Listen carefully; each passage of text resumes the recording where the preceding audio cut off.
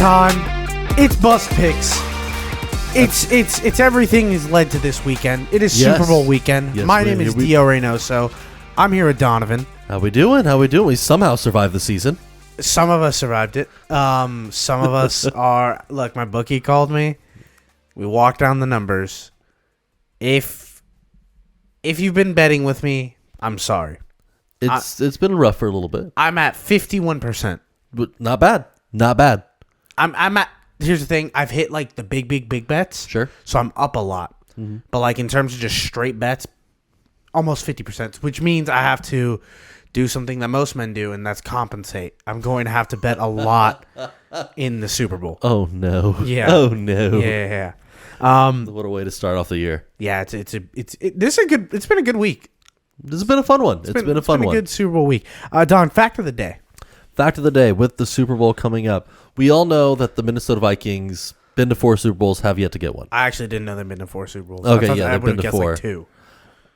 Did you know the Vikings, sadly though, are the only team in the NFL to make it to multi-numbered Super Bowls and never once hold the lead? Wait, what? They never won in all their runs to the Super Bowl. Have never held the lead. That's 4 Super Bowls. They've never had to leave for a second. Never. Like, best they could do is tie. That's actually a crazy stat. That's a weird one. To never have the lead. That's actually crazy. How do you even? Does that mean all of them are blowouts, or even like the close games? They just never took the lead. That's wild. That sucks. Sorry to the Minnesota fan. Being a Minnesota fan is like tough because like you have nothing really. I mean the Lynx won a championship 2 years ago. The WNBA that's team. True. No, I know. I knew that, but I was trying to think like, is there any other big Minnesota? Like the Wild do well right now in hockey. They do okay. Like there's nothing though that's like Minnesota sports town, but the Twins. They're fine. Yeah. They're not great. They have a World Series win in the 2000s. We got to fact check. You got to fact check that for me. I'm going to move on to question of the day. This one's a classic. Sure. What's the best sport you don't watch? While you're looking that up, I want to talk about the sports that I really want to watch. Oh, Twins' last one was 91. Yeah, see, that makes way more sense. Yeah. Shout out to that 1991 Minnesota Twins team. But I didn't think we'd get there in the first 5 minutes. They have 3? They have 3 World Series. The most recent was 91. They're not that poverty. Right. I mean, they could be worse. Like Cleveland, they have 1. Oof. Yeah. So, what is the best sport you don't watch? It's a sport I've been meaning to get more into, and it's something I've been looking at because they're finally going to have something. Maybe I think in March is rugby.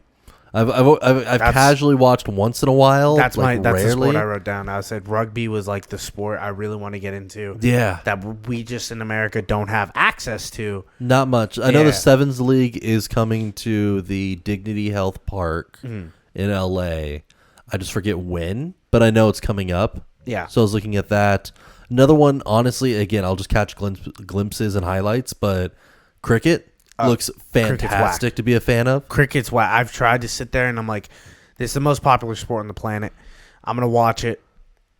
I don't get it. I don't understand. Like, I've watched multiple, like, American broadcast versions of it. Yeah. And I just can't buy into cricket. But there is a sport I really want to get into. Sure. I think it's going to rise in America within the next 30 years. Okay. We're going to watch handball explode in this country. I think so. Handball is like a mainly German sport. You know, those Slovenic countries over there. I think it's big in South America, no? It's also getting bigger in South America, but it's huge in I know the Colombians Germany. have their own version of it with the hook paddle. I'm forgetting the name of it, though. The hook paddle? No, handball is the one where you run and you throw it into the nets. No, I know. It's basically like football mixed with hockey. It's really just like rugby. Wait, rugby's the answer. Rugby's the answer. If there was like a national rugby league, I'd be watching it. It's all my favorite things. But that's the hard part is rugby won't take out because we have American football and those sports are too similar for the cannibalize each other too much. For the average non-deep sports fan. White people go crazy over what's the sport I just said? Rugby? Cricket? No. Handball? Nope. The other one, the one with the sticks. Oh, lacrosse. Lacrosse. That's the sport. That's the sport I think. Lacrosse is interesting. It's also field hockey. Yeah. It is an interesting sport to me, but it toes the line between, are you going to be a contact-based football, like American football, or are you going to skirt around? Like, some of the hits Land they take hockey. are huge. It's land hockey. It's land hockey, And I but love at the same hockey. time, it's not like hockey or football where you're constantly beating and banging. I feel Yeah. as consistently as other major North American sports. It's a weird dichotomy. I love that. I like watching those highlights. I think it can be a big sport. I think they got to somehow figure out a way to shorten the field, less guys on the court, almost like make it like more of an arena type style. That would be interesting to and see. watch them just smash into each other. That'd be fun to see. Stuff happened today. We're recording this on a Thursday. Yep. The NFL awards came out today. It's an NFL heavy episode. So before we get into the Super Bowl, I want to go over. Sure. There's a lot of Hall of Famers that got in this year. Yeah. A lot of guys that me and you have talked about in the past. I think we did a episode on them a few weeks ago, breaking down just a few. Just a few people. I want to talk about the guys who got in. Okay. I want to talk about your favorite memories about these guys. Sure. And whether you do feel that they should have been in the Hall of Fame. Because there's a few of these guys. I'm going to name the 5, not any of the guys that were older that didn't get in. We didn't watch them play. They probably were great. Okay. The first one is Andre Johnson. A beast. What Beast what of is a a man. core memory of when I think of Andre Johnson? I think of the play where he fights that corner Witherspoon. I think it's Witherspoon. Who jumps him from behind, Yeah. smacks him, and yeah. And they just start going at it. That was like the encompassing of who Andre Johnson was. He's going to run his dig route. He's going to catch the ball, and he's going to smash you in the face. Like, And that's it what he worked does. because I think that's like the biggest thing I associate with Andre Johnson. He's going to run up 3 steps, cut back, get the ball, break a tackle, and then have to get the second guy and get him down. That's what he does. And it was the most consistent possession catch my I've ever moves. seen. The next player that got in, I kind of remember him as a Carolina Panther. A lot of people remind like he's a huge Chicago Bear legend. Yep. Julius Peppers gets in. What an animal. Yeah, no, I remember more as a Bear, personally. Yeah, I It mean, was him and then like the tail end of Urlacher, I think they overlapped for a bit. yeah. And I remember that linebacking core was something fierce. In the 2010s, he was a Carolina Panther most of like his career. Yeah. There, he was one of those guys that I was like, he never really like was 18, 19 sacks a year guy. 12 every year. 12, just 12. Slowly racking up, and he did have some crazy seasons. He did. But he was a guy that made you scared to go over the middle, too. Over 130 sacks off the edge. Yeah. He's one of the best defensive ends ever. Yeah. I'm happy he got into the Hall of Fame. This is the controversial one. Okay. Devin Hester. Yeah, Devin no, Hester he should got get in. in. He should get in. I agree. Because I think there should be a special slot available to special teams guys. So he got in as just a player. Yeah, I mean, because he was a wide receiver. He was a kick returner, punt returner. He had a lot of roles. He's a DB too. Like Yeah, he played a lot of hats. He doesn't hold the record for most punt returns or kick returns anymore. No. Cordell Patterson owns those. Yeah, but Patterson broke it in recent years. You still got to look at when Hester retired, he was the guy. Devin Hester was doing insane stuff. I watched the Super Bowl where I was like, the Colts played against him. He housed it on the first play against us. Which was a amazing play. In Devin itself, Hester yeah. is like a nightmare that like that whole season I was like, this guy is going to ruin my life one day. There's still a handful of returners. I think the fact that, to me, there's only 3, arguably 4 returners, I think, that I could think of, like off the top of my head. Yeah. That have that ability. Every time they get the ball, you're like, this is going to be magic. Devin Hester, at the end of the day, is an all-time kick returner ever. Yes. It's him. It's Cordell, it is Cordell. It's him, Dion. Those are like the guys that when you think about, these guys are legendary kick returners, punt returners, it's them. Those are the guys. Yeah. And I do think he gets in the Hall of Fame. He absolutely deserves No, it. he 100% deserves it. I don't know why there'd be controversy there, but I think that there He needs almost to be. didn't get in.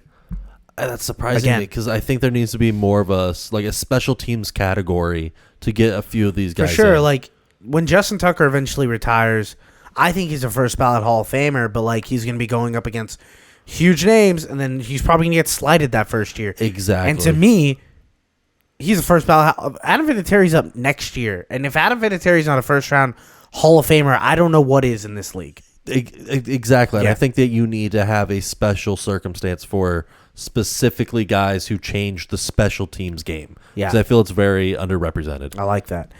Dwight Freeney got in a Colt. I love Dwight Freeney. I think Dwight Freeney is the second best pass rusher I've seen on the Colts. I favor Robert Mathis, but Dwight Freeney did stuff on that Super Bowl team. I will remember forever. He's a legend. He got his number retired. He's in the Ring of Honor for the Colts.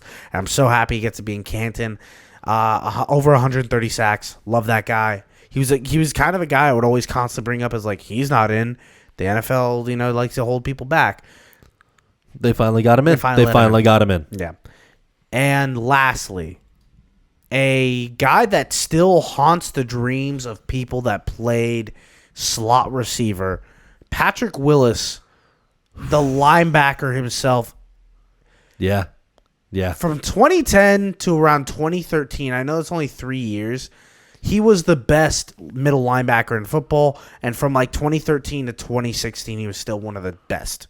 Like he still was like top 2 or top 3. Yeah, I just said like Bobby Wagner was also there, and there's Luke Kuechly and stuff. But like Patrick Willis, I mean, if we're going based on your first statement, you had Ray Lewis still floating around. Ray Lewis at 2010 was not even a top 5 linebacker in the league at that point.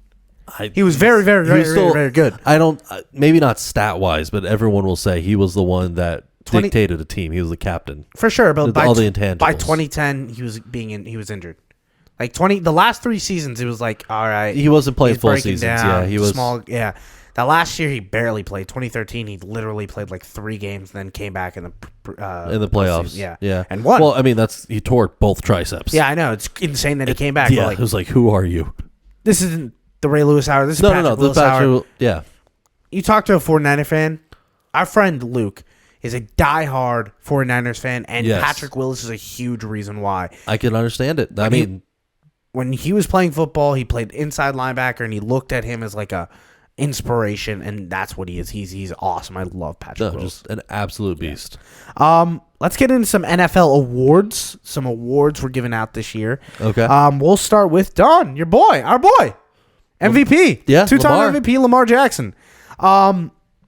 Did you see the statement he put out when he? Or not did the not. statement. Like his speech after getting it and getting the award. I have no idea what he said. He said, I forget the exact phrasing for the start of it. It was either like I'm sure proud of, or I was like I'm glad, or I'm happy, but something like that. He goes, "Oh, the Ravens getting the deal done," and it was just like, yeah, no, you're right. You're good. You're completely right. Like there's nothing you could say. Isn't that so funny that like a year ago people were actually saying like Lamar probably shouldn't sign a contract with the Ravens. Like there were some Ravens fans that were like, "Let him walk. He doesn't." And deserve, I didn't understand that. You were not. You were 100% not on that boat. You were like, "Pay the man, pay the man, pay the man." You didn't want to lose him. No, and you could tell why. He's a special talent player, 2-time MVP. 2-time MVP. Now, I love Lamar. Sure. Is this one of the weaker MVP seasons of our lifetime? Because the Lamar stats. No, they weren't crazy. They weren't like. But I don't think. MVP But awards. no one this. Oh, okay. That was a big thing with That's this what I'm season. saying, yeah. Is scoring, yards, everything on offensive statistics are down over a 3-year trend. Correct. So you can't blame Lamar for not having the exact same numbers as his first MVP when on a league-wide average everything dipped. Yeah. Like, Everything. so it does make it a. I wouldn't say like worst case for MVP because he was still, I think him and Dak were the only 2 guys in the real conversation for MVP this season. So here's the thing. Dak Prescott, 36 passing touchdowns. Yes. 8 interceptions. Yeah, which was a great stat line. Lamar Jackson, 24. Sure. Interceptions. Give me 1 second. Okay. Interceptions, 7. So not Yeah. pretty good rating. Not a lot of passing yards, only 36, while Dak had 45. But Lamar's not a passing first quarterback. Correct. Yeah, that's you the look big at the separator. The rushing stats, 821 rushing yards on 8 touchdowns. That's what ties him up a little bit more even. I think the big difference is Lamar, if I remember correctly, has tied Tom Brady's all-time record. Brady's the only guy tied for most perfect passer rating games in NFL history. Lamar is tied for the all-time first with 3. That's insane. And he put up one of them this season, and he's had more over 100 passer yard, or over 100 passer rating games this season than anyone else. They beat, out of, I think, 7 wins win against teams over 500 who made the playoffs. So I think that if you accumulate passing and rushing stats together, Dak and Lamar look very similar. If you look at quality of opponent, that's where the Ravens edge out. I think Lamar Jackson is amazing. I think he deserves his second MVP. Do I think that the race was a little weaker this year? Sure. That's going to happen sometimes. It really does when you don't have guys putting up their traditional amazing over-the-top stats because everything was dipped this year. We got a comeback player of the year. Yes. In the ultimate comeback of all time. Damar Hamlin was 7 laps ahead of everyone. In Mario, in Mario Kart terms, this guy had gotten hit by 3 blue shells to get passed up by Joe Flacco. It's insane. No, I mean, it makes sense in a way. Joe Flacco played 5 games this year. Yeah. But that's crazy. I think Hamlin only played 2. I mean, he suited up, right? Like he played. I think he only took the field twice. Yeah, but and that was towards the end of the season that the Bills start putting him on special teams. You remember when he had that fake punt in the playoffs? I mean, no, but these awards are supposed to be regular season only. I'm just that's the qualifier on these. It's just, I mean, personally, he died and he came back. Yeah, no, and it should be recognized. And I think the league was. Until Flacco came back and did something unprecedented, it was going to be him by default because of the struggle that he went to, what he overcame. But it's hard to give an award just if they gave him a few more, if they just put him as a regular special teamers, I think he was a lock. I'm going to say something that you probably want to say. Sure. I think the NFL made a stance that I'm very proud of. They said, we understand what Damar Hamlin went through. Yep. We recognize what you went through. Yeah. We stand with you. When it comes to this award, you do not deserve it. Someone else had an impactful story. Someone else came back from nothingness and led his team to a playoff game. I think the big decider was the fact that he was able to and was healthy enough to take the field, and he didn't. One of them played. Played. That's what that came down to. One of them played. One of them really did deserve a trophy. I'm not saying Damar won it last year. Or no, the people that brought him back to life. I think one of them did, yeah. Name the trophy after him. How about that? No, I think that'd be a great legacy for him as the comeback player. Maybe not a great legacy. I think he'd rather be known as a fantastic player than the guy who died. But considering where his career is at the moment, I think naming it for him or naming a person who does more outreach, because that was one thing Hamlin did a lot of this season. I give him the most credit is he did a lot of outreach for the Bills, did a lot of the volunteer programs. Yeah, he was. I mean, honestly, he should have been in the conversation for Walter Payton Man of the Year. He might be the most recognizable by name safety, probably top 5 in the league right now. Yeah, and I think that should get some credit in some way. 100%. Offensive player of the year went to Christian McCaffrey. Yeah, makes sense. Just game-breaking touchdown season. Mostert was robbed? No. Mostert. No, I know. No. Mostert. Yeah, but Christian McCaffrey, shout out to Christian McCaffrey doing it all.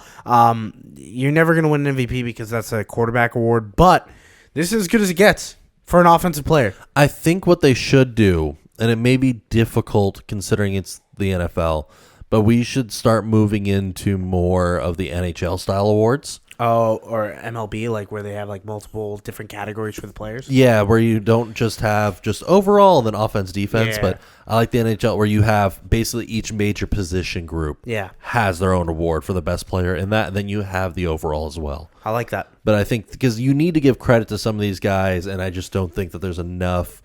If you just have offensive, defensive, you're kind of limiting on every other position who had a great season that should be recognized more than just a Pro Bowl. Christian McCaffrey had one of the craziest seasons ever. He is in a class of his own at running back right now. Without a doubt. Playing at another level. He's going to play in the Super Bowl. We're going to talk about Christian McCaffrey later. Yes, right now, I want to talk about an award that Donovan got correct. Miles Garrett for Defensive Player of the Year. As he should have. Whoa. That's where I disagree. He, stat-wise, he had better, I think, overall season statistics than TJ. No, he did not. Miles Garrett, 14 sacks. Okay. TJ Watt, 19. Okay. But looking for, I think it was the difference was tackles for loss. So tackles for loss, Miles Garrett had more. Yes. Pass rush rate, TJ Watt had more. They're pretty close. The two are pretty close. TJ Watt significantly had better stats across the board. There was only one category that Miles Garrett had more, and that was tackles for loss. And I think it wasn't even that by that much. I think that's a big one to me, though. It was like that's by the 5. every down. That's the every down work. He had 19 sacks, and he was hurt. Like that. Look, I love Miles Garrett, and yes, he deserves a Defensive Player of the Year, but TJ Watt just played one of the best seasons a defensive end outside linebacker could play. No, he did. He really did. Like, he played in a crazy season. Why doesn't he get one? I mean, again, that's Is it the sweatpants video? Is it the No. No, I mean, we take a step back. It has to be the Miles Garrett sweatpants video. They saw that and were like, well, we got to vote for that guy. Get out of here. That's that's not it at all. That's the only logical explanation my brain can come to. All right. I'm curious. I need to see a breakdown of their side by side. I saw it on Twitter. I'll send it to you in a second. By that, I'm gonna go on a rant real fast about the offensive rookie of the year this year, along with the defensive rookie of the year, was another Houston Texan, Will Anderson. And as a Colts fan, is it great knowing that the Texans might be set up to have a little run, a little dynasty here? Yeah, it hurts. It hurts a lot. I'm not excited about it. Do I think C.J. Stroud's going to be good for a long time? Yeah, I think he's going to be probably at one point the third best quarterback in the league. Is Will Anderson going to run my stuff into the ground for the next 5 to 7 years? Absolutely. Do I still think the Colts are going to win the division? Oh my goodness.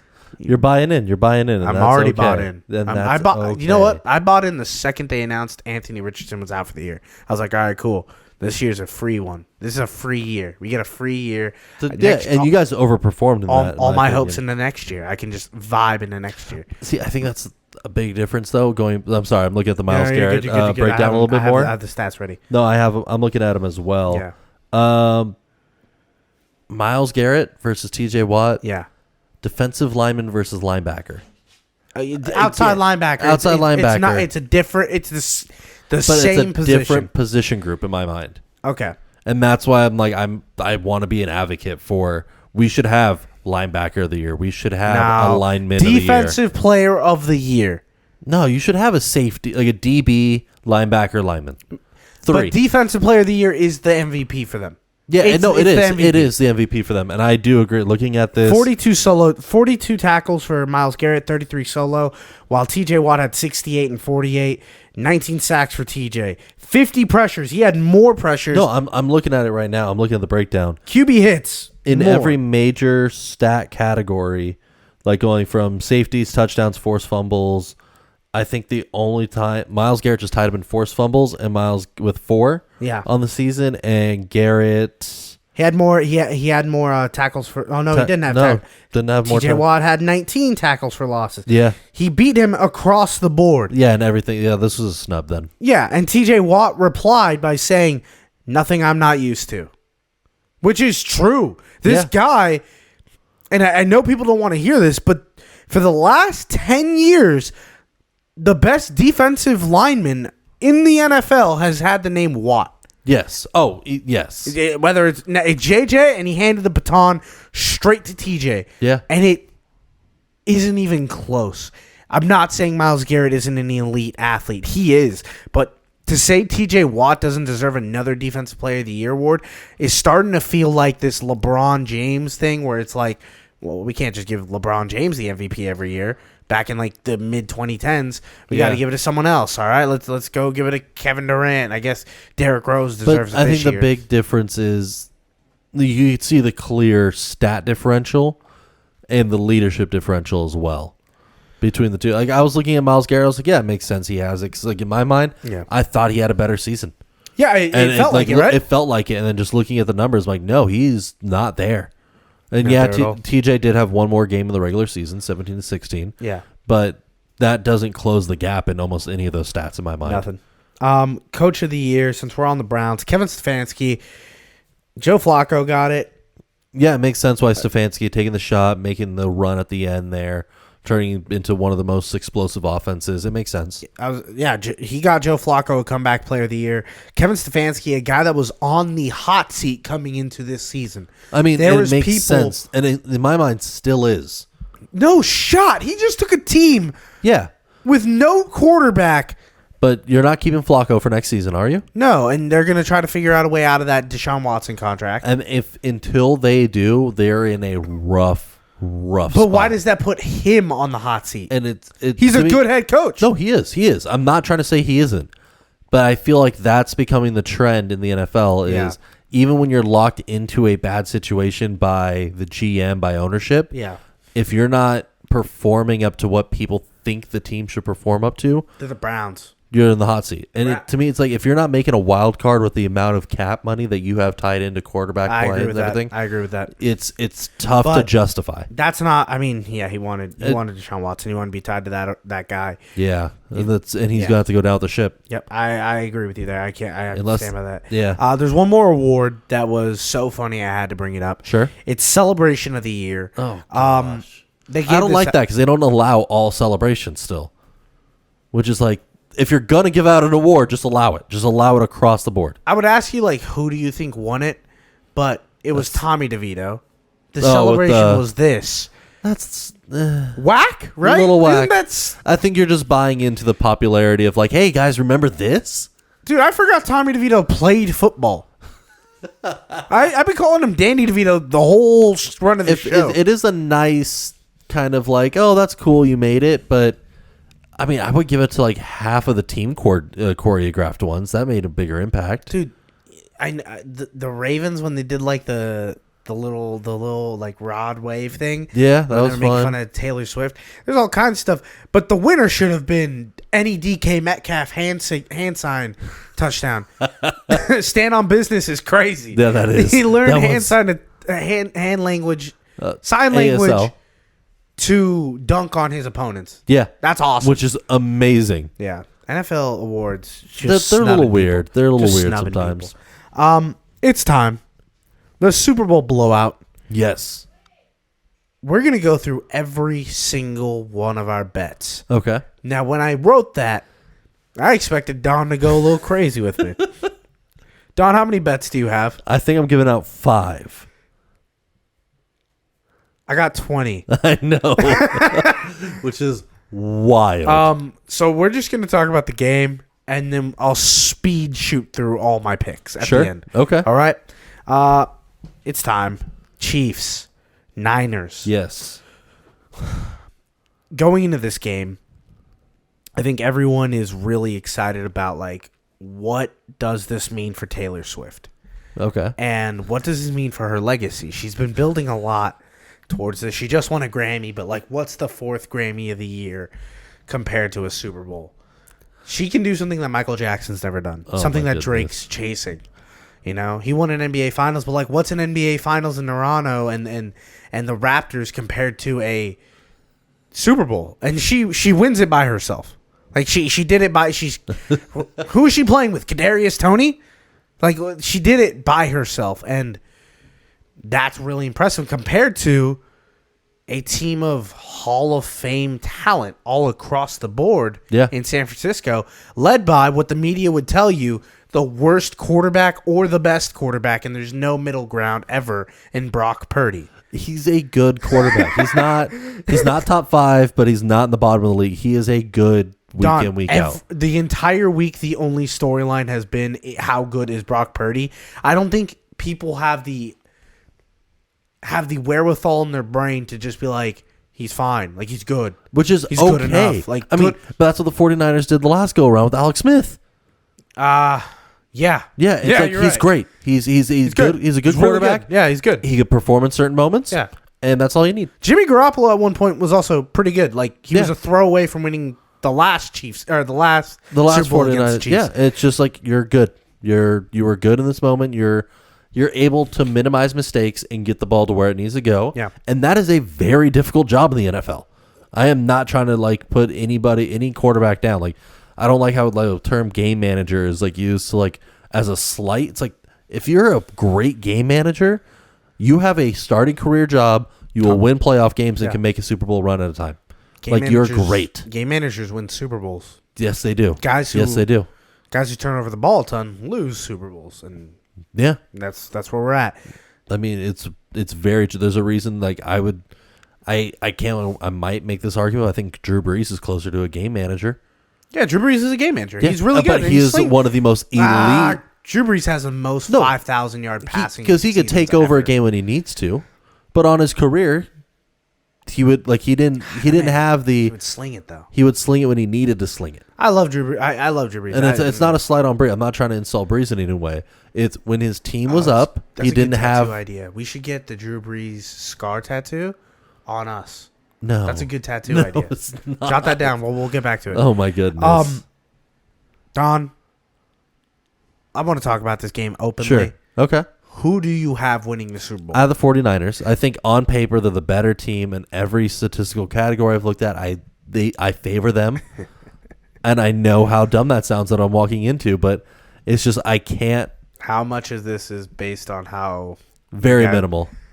You're That's what's making me nervous is because I know what the league would want. What the league would want. Okay. What normally happens to the Chiefs in these games. That's what's making me nervous. But everything on how I bet games, how I view games, is saying the 49ers are the better team. Okay. I keep seeing this image, and this is how I see football. Sure. Patrick Mahomes winning a third Super Bowl. Yeah. Destroying the 49ers fan base. Doing it with such little weapons that people cannot even deny his greatness. Doing it in the hometown of his biggest rival team, the Raiders, the only team in the division that seems to know how to beat him every once in a while. Yeah. Winning the first championship in their stadium. Which would be hilarious. Meaning he gets to own it. On top of that, the whole world gets the Kelsey brother love that they got to see last year, but in a different way. Donna Kelsey, of course, the Taylor Swift lines. The villains seem to win a lot in the NFL. Here's my thing. Okay. I am constantly in a battle between what my brain thinks is going to happen and what my brain knows is going to happen. That's very similar to where I have been, yes. And I think when I look at football and I watch the film, those tackles are going to have a hard time on the Chiefs against that San Francisco pass rush. Well, especially with Joe Thurey out for the Chiefs. Joe Turney out. Turney's out for the Chiefs. He's the guard. All-pro. All-pro guard. He's amazing. All-pro guard.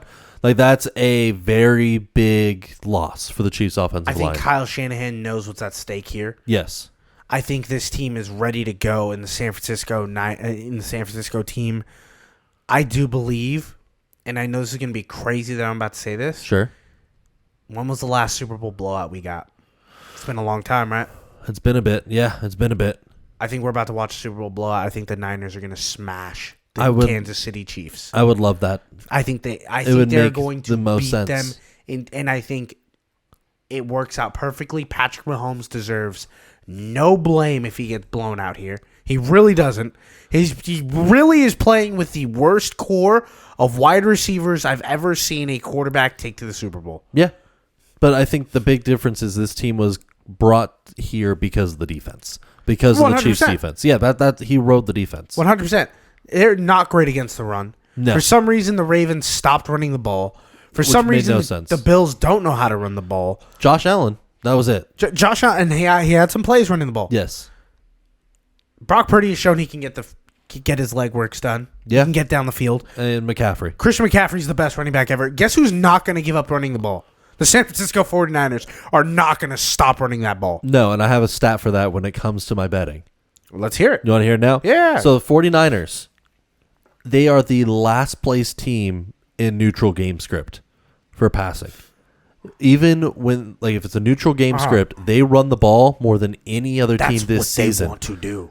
If you watch the Lions game, until the fourth quarter, even they were down, they ran the ball because it keeps them paced. It keeps them paced. It keeps the pressure off Purdy, and you have the league's best running back. Yeah.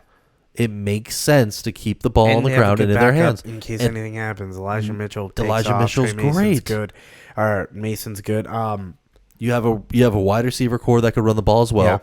Yeah. Deebo Samuel gets a couple carries at the backfield. He does occasionally. I mean, Juwan Jennings not this season, but traditionally has gotten a couple as well. So we're not taking money line because there's no juice there. If we believe in the Chiefs, we should take the Chiefs minus 2.5. Or the 49ers. 49ers minus 2.5. Yeah, I am. So I'm also taking the Chiefs or the 49ers team total 24.5. Sure. Over. Okay. I'm taking the over on the game. I'm not taking the over on the game. I'm taking the over on the first quarter at 7.5. That feels good. That feels good to me. And then I'm taking the under on the first half, so I'm trying to hit a small target of 23.5 in the first quarter. Or first half. That's narrow. Yeah, it's a small target. I'm going to hit it. We're going to hit it. Okay. Yeah. I think one team gets an opening touchdown, another team gets a gets a field goal, and then it's just really slow football, like most of the end of first, early second, stuff like that. Okay. I'm not saying it's going to be a blowout. I just feel like we haven't gotten one in a while. If there is one team to blow out, the Chiefs aren't going to blow out a team. No, they're not with their team right now. Not with their composition. I have a little parlay. Okay. And this is our pray for the parlay. All right, we'll put it in the back pocket for now. But I am going to tease him now. We'll say it later again. Okay. Travis Kelce to score a touchdown. Sure. George Kittle to score a touchdown. Tight ends, love it. Tight end love plus 415. Sure, makes sense. 2 tight ends. That's all we got. George Kittle, a huge plot point for him is him coming back to Super Bowl. There's a video that immersed of him being like, I'm coming back. I'm going to be back here. Yeah. And he's back. He's playing at an all-time level. He's not hurt. He's been the healthiest he's ever been. Do I even have to talk about Travis Kelce? Travis Kelce. He finds it. The whole world's going to watch him. Do you have any Travis Kelce bets? No. I actually stayed away from Kelce on the betting lines. Who else did you take? I have Pacheco, I have Purdy, CMC, Debo, and then the 49ers defense overall. Give me let's get into the 49ers defense. 49ers defense, I'm taking the under on their team total sacks at 1.5 sacks. 1.5 sacks. I'm taking the over in that. I'm taking the under there. It's plus money. The under's plus money at the moment. And it's because Mahomes is number 2 in the pressure to sack ratio in the league this season. Doesn't really get hit often. 49ers, 30th in blitz rate. Yeah, they send blitz. a lot of 4-man down. I think that they will get to him, but Mahomes in the last 6 playoff games he's played has had 0 sacks 4 times. Correct. In their last 6. I think he gets run out of the pocket. I think he's going to have to throw the ball away a lot, and I think he may be doing the 1-2 yard pickup, run out of bounds, or get tackled, or have to take a slide. I don't think they're going to sack him much this game, but they will make it a miserable game for him. So we're on the defense. I want to talk about my Super Bowl MVP pick. Sure. I took a big bet. I took 2. Kind of took I hedged my bets. Okay. I took Patrick Mahomes. I know it's minus 120, but I took it. Okay. If the Chiefs win, he's winning Super Bowl MVP. He has to. The one I really like, I took Nick Bosa plus 8,000 to win Super Bowl MVP. If he turns it on, like we know he is capable of based on his talent. There are only 3 positions that win Super Bowl MVP. That's wide receiver. Yep. That's quarterback. Yeah. And that's defensive end. That's it. Now, but I would look at the CMC line. Just based on who the 49ers are. CMC's third in odds. Yeah. But let's just say CMC doesn't get in. Like let's just say CMC has an okay day. Let's just say Nick Bosa gets to the quarterback 2.5 times. That's game changing. He's winning the MVP if they win that Super Bowl. If he has a forced fumble or an important play like that, that's all it takes for a defensive player to win MVP, especially in a blowout. Last blowout, Bruce Irvin, that was the Seahawks-Broncos Super Bowl. Yes. Bruce Irvin wins the Super Bowl MVP on a pick 6 because they didn't know who to give it to. They're like, well, It was the Like impactful play. what was the play that shifted the game momentum to be a blowout? Correct. And it was that pick six. So if it's a forced fumble or a safety or something like that, why don't I go get one of the best pass rushers in the league against a fraudulent tackle in Jawan Taylor? Like it's very simple math for me that I'm like, I like this matchup already. It's a great matchup, and what your logic makes sense. Yeah. I just don't know if he's there to make the sack. Your logic also makes sense Yeah. of like Patrick Mahomes never gets hit. He doesn't. But the one Super Bowl I saw him lose, guess what that was happening? Shaquille Barrett was in his face. Hit constantly. That's what I'm saying. And if Tom that's how Brady- you beat yeah. him. That's how you have to beat him. Is you need to get him down. Plus 8,000 also is like That's good plus money. what are we That's doing? great plus money. I'm just- chasing positive units. You sprinkle a little bit on it, you're set.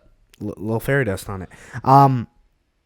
I want to talk about one more defensive player I Sure. bet on. I'm taking Willie Snead just to catch one interception. Okay. Plus 600. He's He's not terrible. a top corner. They're going to throw the ball to one of their two wide receivers. Yes. He's going to be on either Debo or Ayuk. Most likely Ayuk in my mind. I know Willie Snead's not exactly a big ball hawking receiver. He's there. A ball could end up there. There's going to be passes where he's going to be able to contest. Don, give me another one of your bets. My other one is I'm taking Pacheco over 35.5 rushing yards in this game. He's gone in 8 of his last 12 games where he's seen 14 or more attempts. Yeah. He has cleared this line of 65.5. Vegas has the line set at 16.5 attempts. They are thinking Yes. it's a ground and pound game as well for the Chiefs. In that case, I think Pacheco does it. 49ers have been bad guarding against the rush in the back half of the season. And to me, because of how bad the receivers are for the Chiefs, they're going to want to get the ball off Mahomes' arm as often as possible per game script. Don. If it's tie game or they're up by even just a field goal, they're going to want to run the ball more. I love it. Makes sense to me. But are we? Last week I was like, 2 weeks ago I was like, hey, let's just try not to bet against Mahomes. I don't think I'm betting against Mahomes in that case. I think 66 yards by a running back. No, that's good. Yeah. Like that's the thing is I'm just saying Pacheco gets 15 carries. Yeah, but I mean against picking the Niners. Are we being dumb? Oh, you're talking about that dumb? pick. I don't think so. Because again, everything statistics makes sense. I am going to wait to see the game. Obviously, things course. could shift live game, but I don't know. Coming I'm betting in, so much I money on don't- this game. There is no live bet. yeah, I know. But yeah. to me, like coming in, there is no like they look like the better team. They like head and shoulders clearly look like the better team in my mind. But greats beat better teams. They do. They really do. But I don't know if the Chiefs' defense is going to be able to carry the game with the Can you stagnant make a pact offense. with me? Sure. If Patrick Mahomes wins this, because I'm with you. I think Okay. the Niners are going to win this Super Bowl. Yeah. I believe in the Niners, and I'm going to root for them. Even though I like Travis Kelce and I like that whole team. I like Andy Reid and all that. Yeah. But let's just say the Chiefs do win. Okay. We can never bet against Patrick Mahomes again. We have to make a blood pact. Anytime he's an underdog, we have to bet on him, no matter what. Anytime he's to me, it shifts on what's going to happen next season. Who does he have? Did you know that the Chiefs are the most publicly bet favorite in NFL gambling history? Yeah, it makes sense. Why? 76% of the public is betting on the Kansas City Chiefs money line. Yeah. That's insane. Because- Everyone's picking the Chiefs. Yeah. Are we dumb? I don't think because This has been the year of the public. this has been in the year of the public. The public's never won more than this year. Yeah, that's true. But I'm looking at it as it's a lot of why the public is picking the Chiefs is storyline. And Sure. I don't know if I can put my money right. based on a storyline. That's why we're here. We don't do that. We lock in. We see the stats. We see what's in front of us, and we And it's take also it. just trusting your gut sometimes. Like we've watched these teams all season. Yeah. And I think The the Niners look like the Niners better look team. like the better team. But they didn't when they played the Ravens. They look like the worst team ever. No, but you're allowed to have one bad game. I'm talking true. Yeah, consistently. yeah. Week in, week out, who's consistent, who's healthy, what Yeah. team is ready to play. Like the Chiefs will be trying to bring in Sky Moore, who's Yeah. coming off an injury, and try to fit him into a rotational offense. Yeah. Big swings, big changes. Makes me a little nervous. So there was a press conference that they had a few days ago where the entire stadium, like they were like doing almost like a WWE like talk off situation. Okay. Where they're like, I don't know, like They're just trying to fire people up. Yeah, doing the kind of and the UFC press conference. Stadium would boo whenever a Chiefs player would talk. Okay. And there was like moments where like Kelsey was laughing. He was like, "Yep, I'm gonna show all you 49er fans." And like Pacheco just kind of stared at the camera and he's like, "I can't wait for Sunday." And at that moment, I was like, I'm taking the Chiefs. And I thought, like, what else can you do in that situation as a player? You have to, you have to motivate yourself. You have to fire you up. Yeah. And I talked to my coworker, and my coworker used to play soccer in Europe and stuff like that. Sure. He never played like big. No, but he played semi-pro at least. Clubs and stuff like that. He was trying to get there. And he goes, that wasn't laughter of fueling, that was laughter of nervousness, and that was the final button that made me go, I'm going Niners. Because I think it was the Chiefs, at least Kelsey, I would say, his first time in a very public neutral site area of, oh, I'm the villain. Oh, they're the villains. No, they're the villains. I don't agree that they should be the villains. I think people get tired of greatness. I think people don't want to see greatness. I think it's been attitude this season more than anything. Like sure. They've been very, like, in my mind, it's just been a very arrogant season. They've always been like this. He had a dating show where he was like, I don't like these girls because this girl, doesn't do this and that. They've always been this way. But it's a different spotlight on him now. Yeah, because he has his own podcast and he's inviting, you're right, he's inviting the spotlight. He's inviting the spotlight, and now it's a larger audience outside of just the hardcores. Mm-hmm. You have a larger casual audience that is, this is who you really are. Yeah. And that is where I think he's inviting a lot of the issues. You have a lot of the issues with Mahomes. Like his family issues have been well documented. Well, his dad's been awesome. His dad somehow gets his third DWI.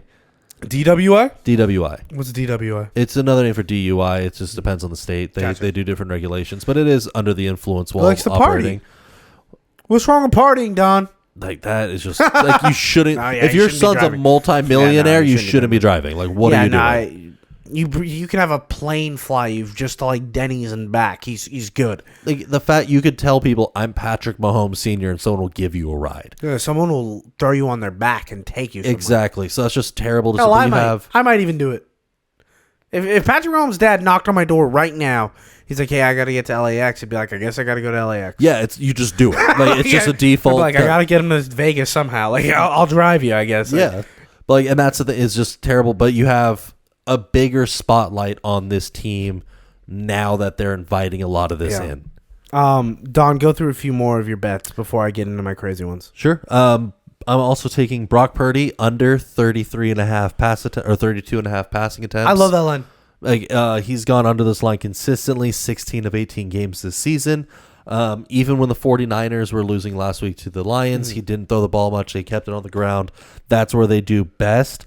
And considering the Chiefs struggle against the run, I just think it's a run-heavy game.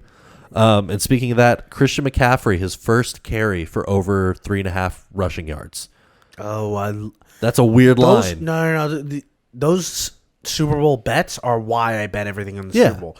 I get all these little intricate bets that I'm about to go through. I'll give you one right now. Sure. My favorite bet of the weekend, my absolute favorite hammer play of the weekend is either team will convert a fourth down +2. That makes 75. Sense. In a big game moment, these two coaches are not scared to go on fourth. In the NFL, like today, people go for fourth down all the time. Yes. Convert one and it's +270. Don, that's a good line. That's a great line to take. When I called my bookie and told him this is my favorite bet, he gave me a cap. I'm only allowed to put $500 on this bet. Yeah, I'm not going to put $500 on this bet, but I'm going to put $500 on this bet, which is my whole budget for the entire Super Bowl. No, it makes a lot of sense on why that one, like why he would cap it. That's a good line there. Yeah, it's a great line. Yeah, give me another one. No, and then my last one I'm taking is Deebo Samuel under 16.5 rushing yards. I like that. Yeah, over the last 3 seasons, the 49ers have been giving Samuel less and less rushing work. Yeah. I think, in my opinion, it's tied a big reason to his consistent shoulder injuries. Yeah, he likes to bang his shoulders into players. He really does. He likes to run through people. Yeah. So limiting that exposure, I think, is a big key. That's so funny that you say that because I actually took a Deebo Samuel longest reception over 21.5 yards. See, it makes sense. They're using him more in the passing game where he's not going to run through a lineman. But I also feel like if there's anyone on that team that takes a 7-yard hitch route and can turn it to a 40-yard, it's Deebo Samuel. But I'll take Deebo dropping his shoulder on a corner. For sure. Every time. Every time. I have one more. Sure. Player one. I'm taking CMC under 4.5 catches. That's plus 110 right now. Yeah, that makes sense. So I don't think he's going to get the ball that much in the passing game. I think he'll get like 3. Yeah, they don't run through the air as much as other teams do. Yeah, because they just trust their run game. When I saw the line at 4.5, I was like, that's a hammer. Yeah, that feels like a good one. I'm also going to go with another fun bet. I'm taking tails for the opening coin flip. Now, if you know my history, I bet the coin flip every year. Yes. And it's wild. I have not hit it once. I think 5 years now? 5 years in a row I've missed. Yeah. We're going tails this year. Okay. I've never felt more confident about tails. Okay. Tails is not going to fail. And that's where we stand. In fact, I'm so confident in tails, I'm also going to pick that the Chiefs win the toss. Do they get to call it? Are they technically the home team? Niners. Oh, yeah. The Chiefs win the toss. Chiefs win the toss. Niners call it in the air. Okay. Chiefs win the toss on tails. 49ers start with the ball first. That's a individually very specific bet. Tails hits. It's minus 105.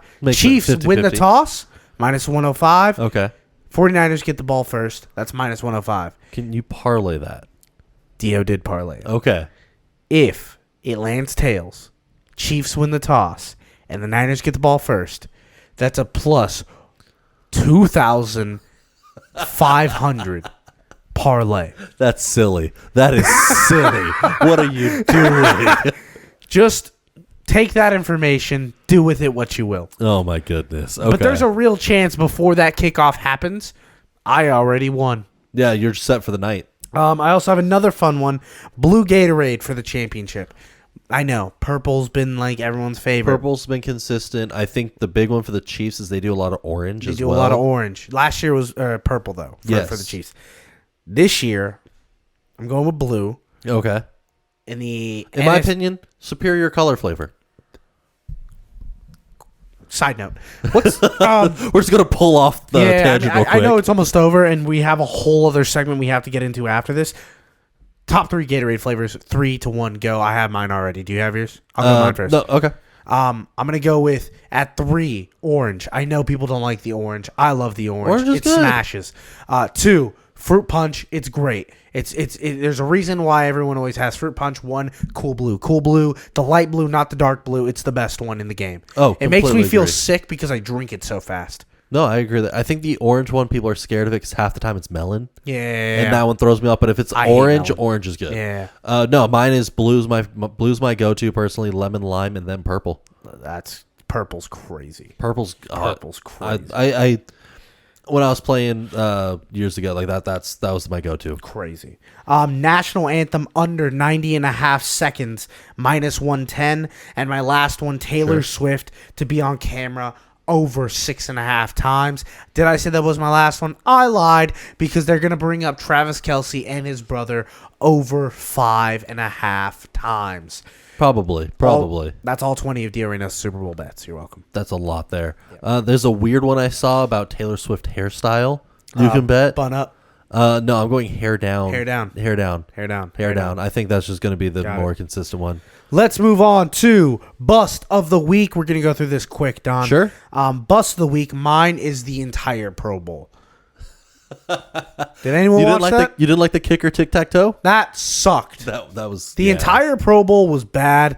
There was like a Eli Manning rap diss where he dropped like some bombs on Tom Brady, which is so funny, I guess. If it was like with Super Hot Fire, and for all those kids that were on the internet in 2010, that would have been awesome in 2013, but it's 2023 now. Well, Super Hot Fire is trying to make a comeback. He's made a full comeback. I'm just like over it. Yeah. Okay. The Pro Bowl sucks. Flag football is kind of entertaining. I like it. I do like it a lot more than the previous Pro Bowl games. Yeah, but I get to say this for the first time ever. Sure. Congratulations, Don. Me and you now have backup Pro Bowl starting quarterbacks. Yes, we do. Shout which out is to a the boys. weird stat. Love it. Love it. Don, bust the week. Bust of the week for me. Okay, so I originally were going to go with the Hornets because of the trade deadline work that they did. Made no sense on the move that they decided to make. Tune in next week. We're gonna have an entire NBA we'll break him down a little blast. bit more. It's gonna be great. The trade they did with the Mavs didn't really make too much sense. There was a bust on the Mavs for their decision to move. Yeah. And then I started looking at PJ Washington more. Oh, Don, you didn't know about PJ Washington? No, I know about PJ Washington. It didn't click in my mind how bad of a season he's been having. Not his fault, 100%. A lot of it is They're the Hornets. Yeah, it's the Hornets. It's not the best. But back-to-back bad performances this week alone. 15 points against the Lakers, 1 from 5 from 3, 6 from 14. No bueno. And then proceeded to outdo himself. He's the best. The next game on the 5th. 31 minutes on the floor. Professional NBA guard. It's real time. Real time on the Real court. minutes. Yeah. 6 points. 11 shots. 5 missed three-pointers. Yeah, so they were like, hey, dude, take your shots. And he was just... Bricks. Love it. Like, it was just a rough one. I love and it. I think they're setting him up in a bad... He's already having a rougher season, but I think the move to the Mavs just sets him up for a bad situation where you're going to be... You have Luka, you have Kyrie. How do you fit into that rotation there in the guard situation? He might not get a lot of playing time. He might not. He's going to be like a rotational, like, but that's 15 the thing. to 18 minutes a game. So the move was the Mavs were trying to bolster for a playoff run. They moved away from Grant Williams, which has playoff experience already. I like Grant Williams Hits a lot. a good three ball. He showed that he can show up in the playoffs. You got rid of Seth Curry, who, again, good three shooter, very specific scenario. I think he's not the same player that when he got but the he's contract he's for. a number 7. He's a number 7 on the roster, and that's fine. And a first-round pick for Washington. First-round picks go for nothing in the NBA draft. No, I understand. They're just giving out first-round picks. The fact that you traded away Grant Williams, who's the same age as P.J. Washington, they're the same draft class, if I remember correctly, but I know they're the same age. Seth Curry in a first round for someone who's having a rough season by their own standards, no playoff experience, They and you're believe trying that to the bolster. potential on a better roster would be able to project him to a better spot. Ideally, that's what's going to happen. But in a situation where he's not going to see a lot of minutes because you have Luka and Kyrie. We'll see. I think I think this is a bust for him, not only performance but for situation that he's been forced into. I love it. Gold star of the week. This goes to the athlete that gets a gold star for their achievements, athlete, sports, whatever, anything. Sure. Mine's a hometown hit. Shout out to the Lakers organization for giving Kobe Bryant his first of 3 statues. First of 3? Yeah, they just announced that he's going to get 3 of them. Which, I mean, deservedly. So the prediction is everyone all day was like, what is it going to be? There were so many people trying to figure out what's the pose. Is it going to be him biting his jersey? Is it going to be him on the desk, like, you know, where is it him holding the trophy and the jacket? Is it even something like him and his daughter together? You know, that would be a very nice one. It ended up the first of the 3 being him raising his finger in the air when he scored 81 points. That's the trophy. That's the statue they went over with. Statue technology has gotten to a point where like it looks weird. Like it doesn't. It's hitting the uncanny valley a little bit. It looks like 2007. Like 2007 CGI and like a movie that didn't get the budget. Like it's a little weird, and I don't know how I feel about it. I'm not against it. It is a nice statue. I did like the press conference. Vanessa spoke very nicely. I do like the shout out she gave where she's like, if you don't like the pose, Kobe picked it. So all right, bring it up with him. I'm so happy you brought that up. Baller move, woman. She said, "Go get a Ouija board." Yeah. She's lying, right? Kobe Bryant didn't pick that pose. He did. No, because he made the pose himself. He did the pose. That's the thing. Are you going to insult the man for in one of the biggest moments of his career? He chose to do Correct. He did technically walk off the court and do that. Yeah, and he knew he was in that moment. Sure. Yeah, he knew there was going to be photos. He knew the moment, and that's what the family was. And I think the big reason was she's like, hey, celebrate the man. Why don't get into any arguments over the pose? Don't get into the nitty. There's Don't worry, no you're getting reason to two fight more that. You're getting trophies. 2 more. Yeah. Just celebrate who the man was. Don, gold star. Gold star for me, less emotionally impactful at least. Connor McDavid just cleaned up the NHL All-Star. First You were place. right about him, by the way. Yeah. Shout out to your bets. Fastest skater, accuracy, shooting, stick handling, and obstacle course, taking first place in all of them. He's one of the best in the league for a reason. Like, it's Connor just clear. McDavid's going to go down as one of the best hockey players of this generation. Yeah, going to be very interesting to see how the Islanders turn it around with their new coaching change. It's going to be awesome. Let's go into a new segment. It's called Grab Bag. This is for a spot that, sections in sports where we didn't really get to cover. But just quick stories we like. Yeah, it's topics that we just want to talk about real quick. I want to start since we're in the in the NHL. Sure. Michael Bublé was at the All-Star game last weekend. Yes, big hockey fanatic. And I feel like this was swept under the rug. Did you know about this storyline before I texted you? I did hear about it because I listened to a lot of hockey podcasts. So for those who don't know, Michael Bublé took mushrooms and tripped during the Celebrity All-Star game. Yes, he did. Went to go do the press conference. And he couldn't even lie. He was just like, yeah, guys, I'm tripping right now. And if you want to go laugh, go watch it. It's awesome. Yes, I do like what he said. Well, the biggest statement to me that I loved, he was like, it felt like I was in Blades of Glory. Yeah, I love it. I love you, man. This is also a man who, like, in his basement, think about logistically, has a full NHL hockey rink arena in his basement. Yeah. That's how rich he is. No, for sure. But it's the same thing as NBA players have the court sometimes. Like, certain guys have the full NBA court, different mentality. That's a different mentality. But I do like what he was saying about his buddy gave him a little bit, and he said, "Hey," and his buddy's like, "Oh yeah, just take a little bit, you're fine." And then ended up just hitting him like super hard. He's like, that wasn't a little bit. That wasn't a small dose. It's never an exact science, Captain. It's not. I'm going to give you those words, Michael Bublé. Mbappe going to Real Madrid. Mbappe leaving PSG, going to Real Madrid. I think there's smoke here. There is smoke here. I don't cover kickball here.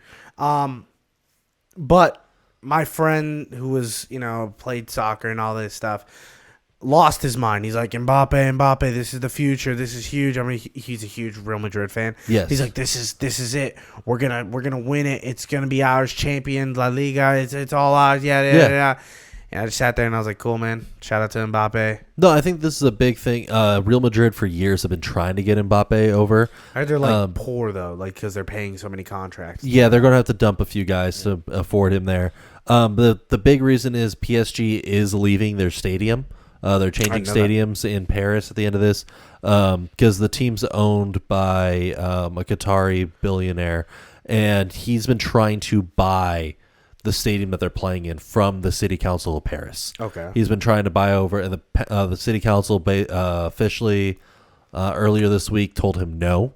Okay. We're not going to sell the stadium to you. So he's just leaving the stadium. He's going to pick a new stadium, so the team is going to have the season ends this summer. They're going to have to find a new stadium to play in. Mbappe's contract is up in a few months, and the fact that he has not signed an extension has made a lot of people like, hey, maybe he wants out. Well, he is going to Real Madrid. And it's not done yet. It's just rumored right now. The president of La Liga said it's a 55-60% chance that he does. So, lucky for PSG and the owner, they can have a stadium here in the United States. They won't. But we're ready for them. We're about to host the next, World Cup and North American World Cup. Yeah. What's a better stadium than in Newark, New Jersey, wherever, New Jersey, yeah, whatever it is, MetLife Stadium where the Giants and Jets play. I don't understand. Historically known as the worst stadium in the NFL. I think second. It's up there. Commanders is one, and Soldier Field's really bad. Soldier Field's a little rougher. Commanders had live like flowing sewage dump on the fans. Yeah, it's bad. But MetLife has injured everyone. I don't understand why that's chosen for the finals. Location. Yeah. Anything else on that one?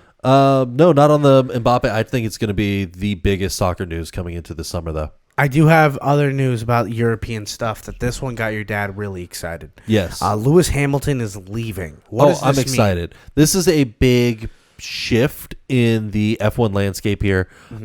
It's because Mercedes, since Schumacher came out of retirement, I want to say in 2010, when Mercedes finally rejoined the F1 series, has been one of the more premier teams.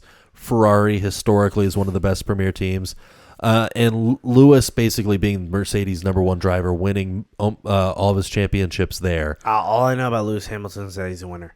Yeah, 6 championships since 2011. What a dog! Like, he is amazing. That's He's going into 40 years old, and this to me says he doesn't believe Mercedes' ability to adapt the car anymore. Normally, drivers will shift after the new cars have unveiled, and they're able to test drive them to see what the improvements are coming into the new season. He left before this car was even unveiled by Mercedes. He's gone. Is this the equivalent of like an athlete joining a super team for more like championships down the line? I don't think it's joining a super team. It's more of a I'm trying to think how to relate. Like, imagine a late career, I need one more ring Tom Brady, instead of going to the Bucks, deciding, I want to go to play in Green Bay, because that's historically, like, when you think of, I'm going to be in the NFL. Yeah. You tie it to Dallas. You tie it to Green. Like, going to one of those teams Dallas, that. going to one of the premier, like Oakland, or like No, the Oakland, Raiders. I think, too, yeah. Yeah, or the Raiders or the Steelers or something like that. All right, that's like, a good if comparison. you're going to a historically impactful franchise. That's cool, I like that. And Ferrari's romanticized. Like, every driver dreams of playing for Ferrari. I want to drive for Ferrari. The big worry right now is who's going to replace Hamilton. Obviously, there's 3 main drivers floating around right now. I think it's going to be either Sainz, Albon. You should send him your resume.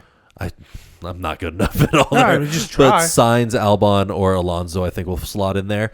But Mercedes has a clause in Hamilton's contract, and it's a no poaching clause. So Hamilton cannot approach any Mercedes engineers or team staff or anyone Can't take his boys to with him. move over. But what if they decide to go on their own volition? 3 different engineers are in conversation right now to jump over to Ferrari with him. Senior design engineers, senior performance engineers, race engineers, like a lot of these guys. Go build your staff. Go build your organization. And that might flip Ferrari to go compete with Red Bull. If they do, I think it's going to be shake up the F1 landscape. It's going to be fun. Let's go into our last topic. It's a juicy one for Don and me. Yes.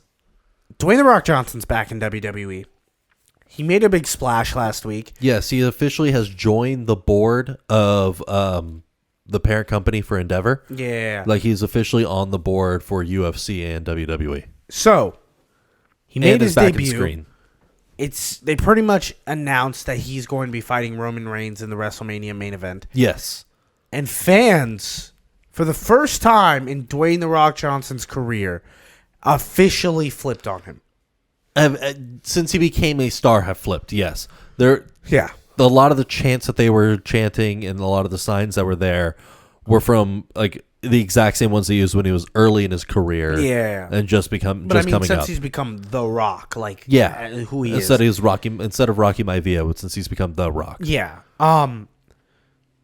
Cody Rhodes, a lot of wrestling fans are like, we love this guy. His dad was a wrestler. His story of him fighting back and becoming this big champion, and he deserves to be here. His dad was never, what he's trying to accomplish. They kind of disrespected his dad in ways, his brother in a lot of ways, and Cody early in his career. I don't like Cody Rhodes. I don't mess with his vibe. I don't think he's a fantastic wrestler. I'm not even the biggest Roman Reigns fan, but I think Roman Reigns is a better face for the WWE than Cody Rhodes is. Cody Rhodes is, a lot of people compare him to like the Seth Rollins, week in, week out, always puts on the performance is what you need for a big company. Wrestling fans love him. Yes. I'm a casual. I don't love him. Because a lot of it ties into the history of who Cody Rhodes is. It ties into his family history, and he is, I think, he's technically one of the best. Like, He is a very technical performer. Let me rephrase that. He is a very technical performer, very good on ring psychology, building fans around him. If you watch him with a microphone, I think he is able to pull a lot of people onto his side quickly, which I enjoy. You ever seen Dwayne "The Rock" Johnson have a microphone? He pulls. Oh, and what he did daily. No, what Today. he did in the press conference today, building for WrestleMania, where he was talking about family heritage and everything. You can't back talk family. Slapped Cody Rhodes across the face and he said, "This is my main event. This is my company. This is my ship. Well, I am captain now." So I don't know if you're a casual fan. You don't know the WrestleMania 30 storyline back in 2014. No. Okay. Oh, wait. Is this a John Cena one? No. Oh, no. No. This is the fans were behind one specific wrestler, Daniel Bryan, now Bryan Danielson in AEW.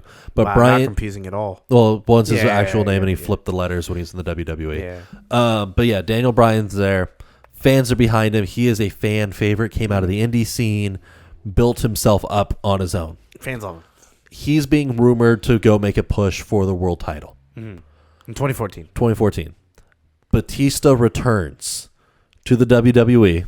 Boss. Wins a couple matches. It's set up for him versus Randy Orton for WrestleMania main event match for the championship. Yeah. Randy Orton's the current champion. They do everything they can. Triple H even gets in the way. As the corporate authority, does everything he can to prevent Bryan Danielson from getting there. They beat him down. They insult him. They bury him as much as possible to get the fans to turn against him. Fans don't. For months, they don't. Mm-hmm. What they do instead is they start having him win these, like win a few matches, and then the authority beats him down. Win a couple more, the authority beats him down. WrestleMania rolls around. He fights Triple H in the opening match. Legitimately gets busted open, is beating the snot. They do everything they can to beat him down. He goes in the back, wins a qualifying match, but he's beaten up. Main event rolls around. Batista and Orton come out. Everyone's excited. Daniel Bryan, covered in bandages and still leaking a little bit of blood, makes the main event, beats them both, elevates himself even further in the fans' mind. It is rumored right now, The Rock made a reference to that. I think they're going to do that with Cody Rhodes, but on a bigger stage. Because that's the big issue with that storyline they did with Daniel Bryan, was they dropped, after he won the title, the story kind of trickled off. They couldn't continue that level of stardom with him. They kind of moved him back to the back sheet a little bit. Things got iffy. And now he's somewhere else. I think with Cody, they're going to do it bigger. Because you have The Rock involved, one of the biggest guys. You have, I think, where Roman's set up right now is a bigger spot than Orton was at the time. Roman's the face. Roman's the is the face of the company. You're going to build Cody to beat them both in a main event. I don't think The Rock is going to get pinned. I think Roman gets pinned, but I think it'll be rock bottom on Roman. Rock goes for the cover. Cody comes over, dumps The Rock out of the ring, covers Roman, wins the title. The Rock is safe because he didn't take the loss. You protect him. Roman takes the loss, but he gets a visual loss to both of them. I think that is the storyline they're going to build. And then all the WWE fans that have been crying for Roman, they're just trying to gas him up. They're just trying to get the social media. They're working the fans. They are trying to work them into a frenzy. That is my gut bet right now. And then Pat McAfee bottoms Cody Rhodes, and then we win. Colts win the Super Bowl. Colts win the Super Bowl. Yeah, there we go. That's always the goal for the end of all this. Is as long how as can this relate to the Colts? How can I get the Colts to the Super Bowl? Is every sports topic ever. Love it. Yeah. Thank you guys so much for listening to another episode of Bust Picks. Remember, the parlay is the tight end parlay. Kelsey Kittle to score touchdown anytime. My name is Dio Reynoso. Don Behead. Pray for the parlay.